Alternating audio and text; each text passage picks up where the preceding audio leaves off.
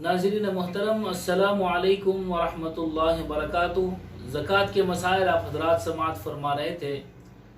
तिजारत के माल पर ज़कात फ़र्ज़ है, इससे पहले कहा गया और बहुत सारी तफसीलात गुजरी। खुलासा ये है कि आदमी जब मालदार होता है उस तारीख़ को याद रखता है और जब उसका साल गुज़रता है, अरबी तारीख़ आती है, तो जितना माल बाकी होता है उस सब पर ज़कात होती है, चाहे कल ही जो है कुछ माल आया हो।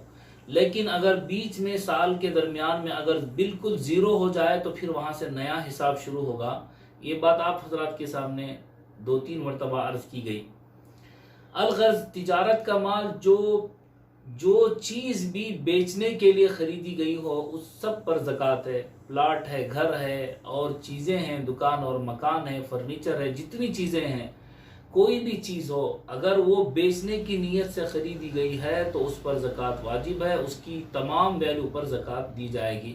मसलन एक प्लाट ख़रीदा था, उसकी नीयत थी कि उसको बेचा जाएगा, ज़मीन ख़रीदी थी या कोई भी चीज़ उसकी नीयत थी कि उसको बेचा जाएगा, तो उस पर ज़कात फ़र्ज़ होगी। अगरचे कि आपने मिसाल के तौर पर 50,000 में उस प्लाट को, उस घर को, उस चीज़ को लिया हो, लेकिन अब उसकी वैल्यू 2 लाख है या उससे ज़्यादा है, मिसाल के तौर पर अर्ज़ कर रहा हूँ, तो जितनी आज की वैल्यू होगी, करंट वैल्यू, उस पर ज़कात वाजिब होगी। इसी तरह जो तिजारत का माल हमारे पास है और फैक्ट्री में है, दुकान में है, जो बनकर तैयार हो चुका है या जो बनने के मराहिल में है, उन सब पर ज़कात फ़र्ज़ है। जैसे कपड़ा है, सिलाई के लिए लाया गया है, सिया नहीं गया है, और बहुत सारी चीज़ें, कच्चा माल है जो बनने के लिए लाया गया है, उन सब चीज़ों पर ज़कात फ़र्ज़ होगी। हाँ, अलबत्ता तिजारत के माल में ये चीज़ें देखी जाएंगी जो बेचने के लिए नहीं रखी गई है। मसलन दुकान है, उसकी वैल्यू तो बहुत है लेकिन वो बेचने के लिए नहीं रखी गई है।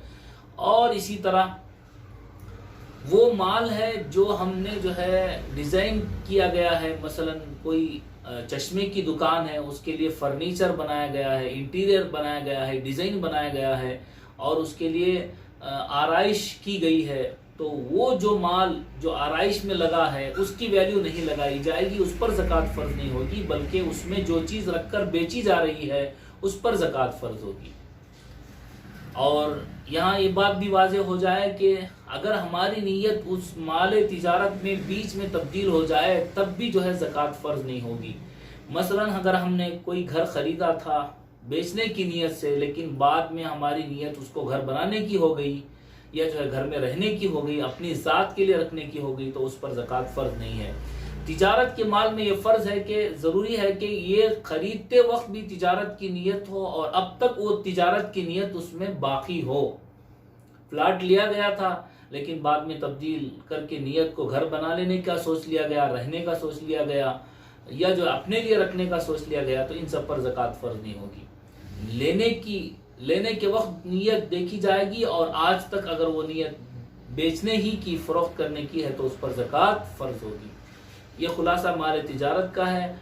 और इसी तरह जो है जो हमारे कंपनी के शेयर्स हैं, एक तो उसको नफ़ा बढ़ने के बाद बेचने की नीयत से हमने शेयर ख़रीदे हैं और दूसरा हमने जो है शेयर्स बेचने के लिए ख़रीदे हैं। ये 2 बातें हैं। कंपनी के जो भी शेयर्स हैं उनमें 2 बातें हैं, या तो वो शेयर्स हैं जो हमने जो है उसको रखकर नफ़ा मिलने के बाद उसको बेचने के लिए रखा है, या जो है कंपनी में ऐसा शेयर हमने लिया है कि उसमें से हमको नफ़ा मिलता रहे, उसमें हमने हिस्सा लगाया है। तो ये दोनों चीज़ें अलग अलग हैं। जो शेयर्स हमने बेचने के लिए लिए हैं उसके सारे माल पर, उसकी सारी वाली वैल्यू पर ज़कात फ़र्ज़ होगी। और जो शेयर्स हमने जो है मुनाफा कमाने के लिए हमने कंपनी में या कहीं पर हमने लिए हैं, तो उसमें देखा जाएगा कि कंपनी के कितने एसेट्स ऐसे हैं जो है सिर्फ तिजारत के हैं और कितने एसेट ऐसे हैं जो गैर तिजारती हैं। मसलन उसमें मशीन है और इमारत है और जो है फर्नीचर है, इन तमाम की वैल्यू देखी जाएगी, तो उसमें जो है तकरीबन हमारा अंदाज़ा लगाया जाएगा कि इतना माल जो है कंपनी का बेचने के लिए है, उसमें हमारा इतना फ़ीसद लगा हुआ है, तो उसके हिसाब से ज़कात अदा की जाएगी। और भी तफसील आप हज़रात मुफ्ती तकी उस्मानी साहब के वेबसाइट पर देख सकते हैं और वहाँ पर भी जो है बहुत सारी तफसीलात ज़कात के मुताल्लिक़ हैं, उर्दू में भी हैं, अंग्रेज़ी में भी हैं। आप हज़रात वहाँ भी ज़कात کی تفصیلات کو حاصل کر سکتے ہیں۔